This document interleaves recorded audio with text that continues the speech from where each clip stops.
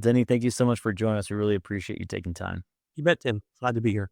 Absolutely. Looking back, what first inspired you to dedicate your career to behavioral health? Because you've had a pretty illustrious career in behavioral health. Or notorious, depending on how you look at it. But True. no, I started college as a music major, and it took one quarter to find out I wasn't quite the drummer I thought I was. And I changed as one does when you're a music major. I changed to chemistry, which, believe it or not, was better. But I really didn't know what I wanted to do. And I put myself through college. And one of the ways I did that was I got a job working in a local hospital, and they placed me on the psychiatric unit as an orderly. Mm. And that was an eye opener for me. I mean, I'd never seen people behave like that. We saw everything from depression, mild depression, to full on schizophrenia, psychosis. And I just was amazed by it and curious, and switched to psychology and got a psych and pre-med major and chemistry minor. And just that's what kicked it off. So that's how I got into this.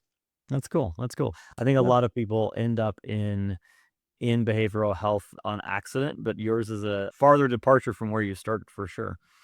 certainly was. Yeah. Yeah, Yeah. yeah. From drummer to doctor. That could be your Exactly. the name of your book.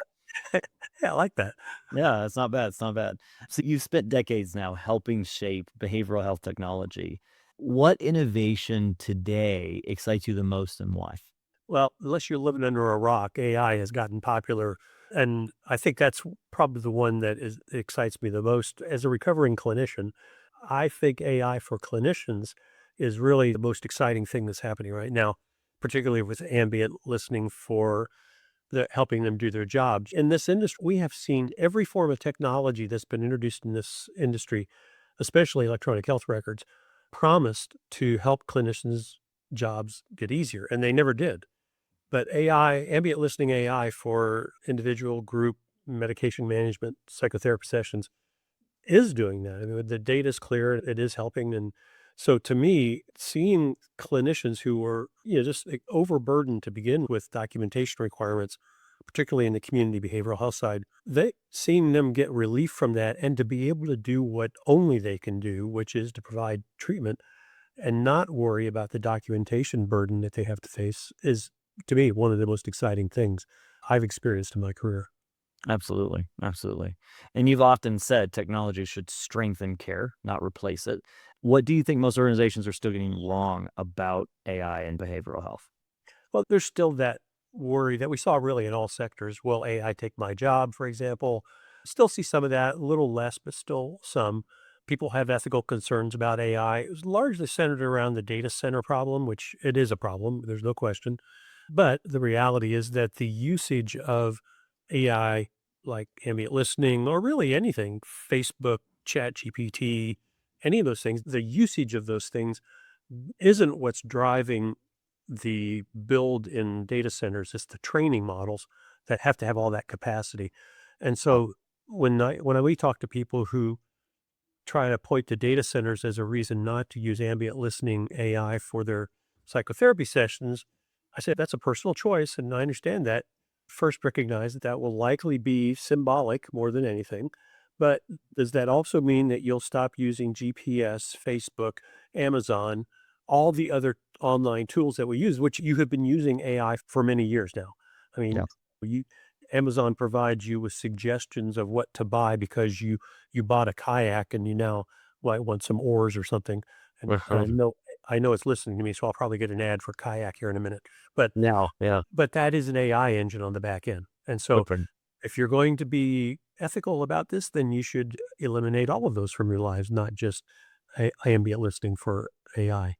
Yeah, I think that makes complete sense. And I think it is such a common pushback, the data centers and they're using our water and our energy and all those things. And I think that's definitely a significant issue. But I've had very similar conversations with my team. It's like, yep, absolutely. It's Yeah. definitely a problem. Yeah. And we can't stop using everything online. And if we can't stop ever using everything, then we need better start being smart about what we are That's using.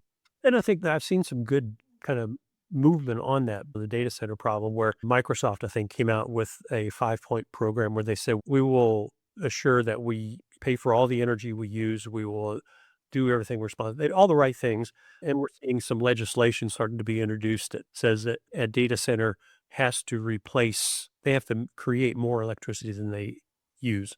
And so Yeah, so we're starting to see some action on that front. So I'm not as pessimistic as I was for a while there. Actually, my son and daughter-in-law live in a location where they're looking at getting a data center nearby, and they're going to protests and all those kind of things. And I get it. I don't blame them. Yeah, absolutely. Absolutely. I do think that, like all things, the first phase of expansion is always the messiest and the worst for the environment and the worst for people. And mostly things level out eventually. Shifting topics a little bit into some of your leadership experience, what have you found is the hardest part of growing your team? Yeah, I was a CEO for 17 years, and in my current role, I'm a solo practitioner. But so I call upon those experiences back when I was in the leadership roles. And I think, there's a lot of things about that. One is kind of changing culture. Culture is the hardest thing to change in an organization. And then I think there's that balance, particularly at the senior level, between doing leadership in a way that engages others and that you have a participatory and actually even somewhat antagonistic set of advisors, people who will give you disparate opinions about things. But at the end of the day, it's not a democracy, and somebody has to make the final call, and that is the CEO, and that's what you're getting paid for. And so, from my perspective, I always believe that I should never get a decision across my desk that's a black and white decision. That should have been already made by somebody else. Every decision I ever made was shades of gray and required a judgment call of some kind. And that's the way it should be. When I inherited my organization, my predecessor was the exact opposite. He signed everything. And I was getting $5 chits to sign off on so somebody could get lunch. We're not doing that here anymore. That's not quite what they hired me to do, is to sign off on a $5 lunch chit. And that was a cultural change that required a huge amount of communication internally. We had quarterly all staff meetings where anything was fodder for conversation. And when people said, "We don't like that you're doing that," I said, "I am open, give me alternatives. If you have them, but you can't just say, I don't want to do that without giving me a constructive alternative that is realistic." So there's lots that we could talk about in terms of leadership. But I think that issue of engaging others to be part of the decision, but also being ready as a CEO, particularly to be able to say, "Thank you for your input, but we're going to go a different direction." You have to be able to do that. That's part of it. Absolutely. That is the hard part of the job of It is. why CEOs get paid the most in most organizations. You have to make that hard call. As a consultant, I've been in organizations, and it's been just incredible to me the leadership that doesn't do that. It's like I used to think of organizations, particularly in the community behavioral health space, as being mom and pop shops at one end and the large, sophisticated organizations. Now I think of it as the large organizations, sophisticated, and how in the heck are you still in business, folks? Because they're doing things just like, and then largely it's the leader who doesn't want to take the leadership role and do the things that only leaders can do. That's kind of the job of leadership. Do your job, make hard calls. So yeah, we could have a long conversation about that. Absolutely, absolutely. I mean, to go just a little farther, I think a lot of the time where the mistake is in leadership is it's your job to make the hard call, to make the decision, and to know when you don't need to make the decision. To make the decision to trust your team to make decisions for you. I think that's probably the scariest place for most leaders. That's like the final boss to conquer, is now passing that responsibility on, but knowing you're still responsible. If your team makes a mistake, it's still on you, even though it wasn't your decision. Well, and it's interesting you mentioned that because I think that ties together what we were talking about previously, that the whole goal of augmented intelligence is to help clinicians do what only they can do and to get the other stuff off their desk, knowing that they are still responsible for it. And it's exactly the same process in leadership that if you were working for me, I have to say, I have to trust that Tim can do his job and you contact me if you want some help. But that's why I hired you to do your job. I should not know how to do your job better than you know how to do your job. I can help you, but it shouldn't be that way. But I think that is one of the concerns that a lot of clinicians have about the idea that a good AI does not write the note for you. A good AI provides suggestions and ideas, insights that you may not have noticed, and you decide what goes in there, what does not go in there. But at the end of the day, it is the clinician, when they sign that clinical note, they are attesting to the fact that note is accurate and it represents what happened in that session. And that I think a lot of clinicians, until they see how AIs should work, they tend to think, okay, this thing's going to write my note for me and I'm not comfortable with that. No, it doesn't write your note for you. It gives you help so you can write the note faster, easier, better. But your point is exactly right. It's like the whole goal of this is to help people work at the top end of their license or at their jobs and get the detritus off of their desks. Absolutely. Exactly. So, shifting topics for the last time here, since we're a marketing agency that works in this space, we always ask a couple of marketing type questions. And because you've had so many roles, I'm sure you have some good perspectives on it. But what have you found works best when it comes to acquiring talent, especially outside of word of mouth? What works best to attract good talent to an organization? Generically, I think if you create an environment that is attractive and that you clearly are helping people do their jobs better. I always thought my job was to help people do their jobs and to get barriers out of their way. It wasn't to fix things, but it was just to remove barriers they could not remove. But I think the culture has a lot to do with it. I mean, word of mouth is still one of the primary ways in which people engage in organizations. On a more specific level, what we're seeing now is that people are using, in the case of Eleos, for example, that I consult to, organizations are now using the fact that they're using Eleos as a differentiator when they recruit. So they can go out and say, you know how hard it is to write your notes at your current organization? We've got a tool that can help you expedite that. And because there's a networking among clinicians, somebody will call a friend who works there and say, is that true? Is that hype or is that really true? And no, that's true. And it really does help. And literally to the point where we have heard on many occasions clinicians who have told their bosses, if you get rid of this AI tool, I'm leaving because it's helped them that much in their work. So people are using it as a differentiator in recruitment right now.